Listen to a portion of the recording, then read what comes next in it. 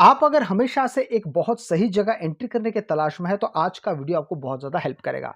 इसके लिए सबसे पहले हम इंडिकेटर सेक्शन में चलेंगे और यहाँ पर हम टाइप करेंगे रेंज फ़िल्टर। आप जैसे रेंज फ़िल्टर लिखते हैं देखिए थोड़ा-सा अगर स्पेलिंग मिस्टेक हो जाएगा तो यहाँ पे गलत हो जाएगा FIL। अब इतना ही लिखते हैं अब आपके सामने रेंज फ़िल्टर आ जाएगा। देखिए माफ़ कीजिएगा यहाँ पे M हो चुका है, इसको मुझे N करना है तो अब आ जाएगा।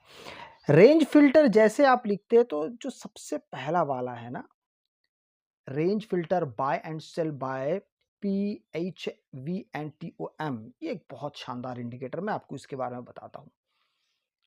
ये एक बहुत ही ज़बरदस्त ईएमए वाला इंडिकेटर है जिसमें आपको साथ में बाय और सेल सिग्नल के बारे में आपको प्रत्यक्ष रूप से सामने यहाँ पे दिखाई दे रहा है।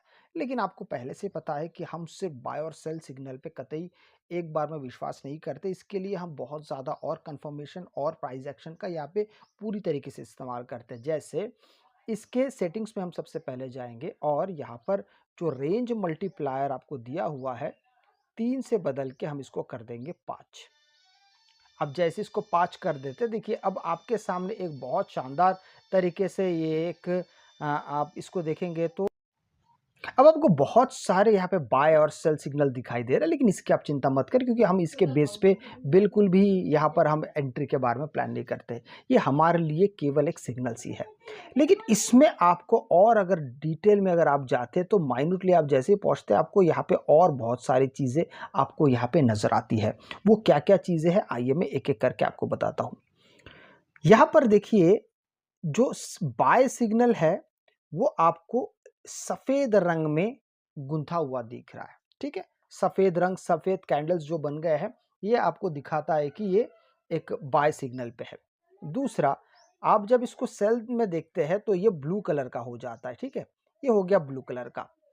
अब बाय सिग्नल के बाद हमें कब एंट्री के बारे में करना है, तो इसके बारे में आपकी राय मैं आपको बताता हूँ कि जैसे ही ये जो यहाँ पे 3 लाइन्स आपको दिख रही है, एक बैंड है, अपर बैंड, मिडल बैंड और ये लोअर बैंड, ठीक है? अब जैसे ही मार्केट इस मिडल बैंड को क्रॉस करके जब नीचे आता है, तो हमें यहाँ पे एंट्री के बारे में प्लान करना है, इंक्लूडिंग प्राइस एक्शन। तो यहाँ पे अगर आप ध्यान से देखते तो ऊपर वाला सेक्शन जो है वो है हमारा अम, अ, सुपर तरीके से एक ओवर बॉट जोन और नीचे सुपर तरीके से एक ओवर सोल्ड जोन। इसको और अच्छे से समझने के लिए हमें यहाँ पे और एक इंडिकेटर इस्तेमाल करेंगे, स्टोकेस्टिक आरएसआई। हमने यहाँ पे स्टोकेस्टिक आरएसआई यहाँ पे लगा लिए है। अब यहाँ पे अगर आप देखते हैं ध्यान से तो ये बाय सिग्नल पहला हमको मिला है तो हम यहाँ पे कहीं पे भी एंट्री नहीं करेंगे। हम वेट करेंगे कि मार्केट इस जगह पे ओवरसोल्ड पोजीशन पे आए और ये मैच करे स्टोकेस्टिक आरएसआई से कि हाँ ये भी ओवरसोल्ड पोजीशन पे आ गया। आप सोचेंगे कि इस जगह पे तो आ रहा था, ये भी तो ओवरसोल्ड पोजीशन पे आ रहा था, लेकिन यहाँ पर आप जब जैसे चेक करते हैं स्टोकेस्टिक आरएसआई से तो आपको मिलता है कि नहीं ये अभी दोनों यहाँ पे मैच नहीं कर रहा है, तो हम यहाँ पे वेट करेंगे।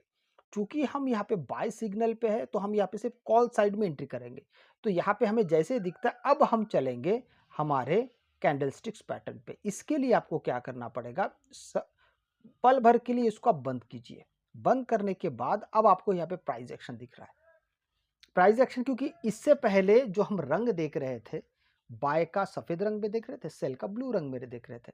अब जब हमने उसको बंद कर दिया तो हमारे लिए अब काफ़ी आसान हो गया प्राइस एक्शन को समझने में कि अभी हमको सिर्फ लाल रंग जो है वो एक बेयरिश कैंडल होता है, ग्रीन मतलब बुलिश कैंडल। इस जगह जब आप देखते हैं ध्यान से तो यहाँ पे हमको प्राइस एक्शन के साथ हमें एंट्री मिल रहा है। 3 यहाँ पे कंफर्मेशन है। नंबर 1, दोनों भी यहाँ पे ओवरसोल्ड पोजीशन पे। कौन-कौन? रेंज फिल्टर और स्टोकेस्टिक आरएसआई। नंबर 2 कि दोनों का यहाँ पे जो प्राइस एक्शन बहुत शानदार तरीके से आपको मिल रहा है कि एक कैंडल बना उसके ऊपर एक यहाँ पे आपको एक बुलिश कैंडल और बनता हुआ दिख रहा है और उसके ऊपर बना है और स्टॉप लॉस हमारा इसके नीचे होगा। अब हमारी यहाँ पे एंट्री हो जाएगी, ठीक है? अब देखिए मैं इसको दोबारा शुरू कर देता हूँ। हमारी एंट्री यहाँ से हो गई है। अब बात आती कि हम कब तक इसको होल्ड कर सकते हैं। तो यहाँ पे 2 तरीके से आप इसको होल्ड कर सकते हैं। सबसे पहले आप ये विचार कर लीजिए कि आपको 2:1, 3:1 जितना चाहिए, या आप पूरे के पूरे तरीके से आप बाय सिग्नल में अच्छे से बने रह सकते हैं। बहुत बड़ा सीधा साफ हमारी बातें हैं। जब तक सेल सिग्नल ना आ जाए, या सेल सिग्नल, अब सेल सिग्नल के बारे में एक बात कर लेते हैं कि आपने मान लीजिए आप यहाँ से एंट्री की, मार्केट यहाँ से चलते चलते यहाँ तक आया।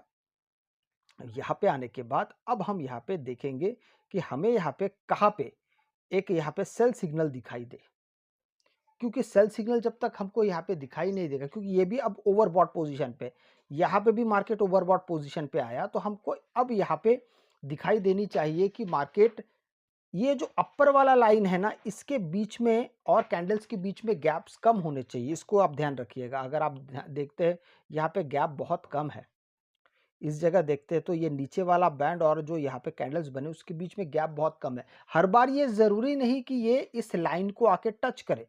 ऐसा इसलिए क्योंकि आप सिर्फ टच करने के भरोसे अगर बैठेंगे तो कई बार होगा बहुत अच्छे अच्छे ट्रेड्स आपके हाथ से निकल जाएंगे और ये टच नहीं होगा।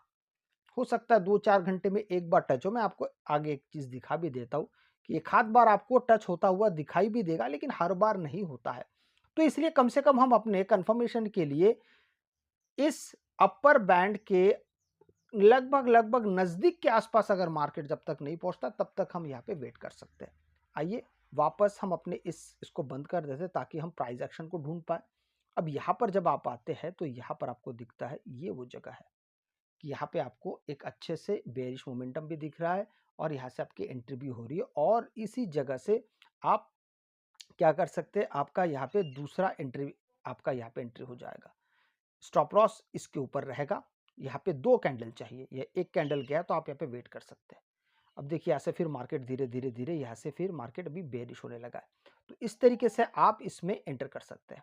इसको हम दोबारा शुरू कर देते हैं। बात रही दोबारा बाय में एंटर करने की, तो बाय में हम एंटर कब करेंगे, जब मार्केट फिर से एक यहाँ पे बुलिश ट्रेंड बनाए। हालांकि इसको अगर हम फिर से बंद कर देते हैं तो हमको यहाँ पे कुछ खास बुलिश ट्रेंड दिखाई नहीं दे रहा है। उसका पीछे का कारण मैं आपको बताता हूँ। यहाँ पर अगर आप देखते हैं, यहाँ पे एक बुलिश ट्रेंड जरूर बना है, खासकर इस जगह पे। लेकिन यहाँ पे अगर आप देखेंगे तो आपका यहाँ पे स्टॉप लॉस हिट हुआ है, क्योंकि ये एक कैंडल, ये दूसरा कैंडल यहाँ पे हिट हो गया है। आपका स्टॉप लॉस इसमें हिट हो जाएगा।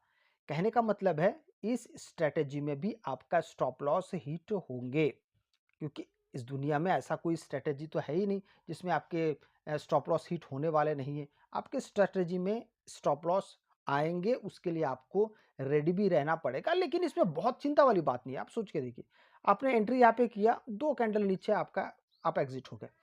थोड़ी देर बाद फिर से आपको, आप देखते हैं तो यहाँ पे आपको फिर से पोजीशन बनता हुआ दिख रहा है।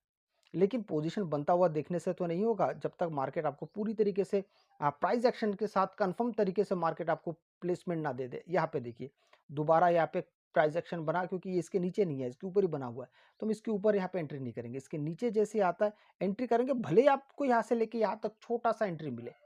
इसलिए आपको एंट्री भी काफी सोच समझ के ही आपको आना पड़ेगा, क्योंकि एंट्री के बारे में अगर आप सोच के आए तो टारगेट भी आपको आपके दिमाग में होना चाहिए। अगर आप टारगेट्स के बारे में नहीं सोच रहे, सिर्फ आप इंडिकेटर के ऊपर अपने आप को छोड़ दिए, तो इसमें ज़्यादा नुकसान होने के चांसेस बहुत अधिक हो जाते हैं। अगर आपको वीडियो अच्छा लगे तो लाइक शेयर सब्सक्राइब जरूर कीजिएगा। आपसे मैं अगले वीडियो मिलता हूँ, तब तक के लिए जय हिंद।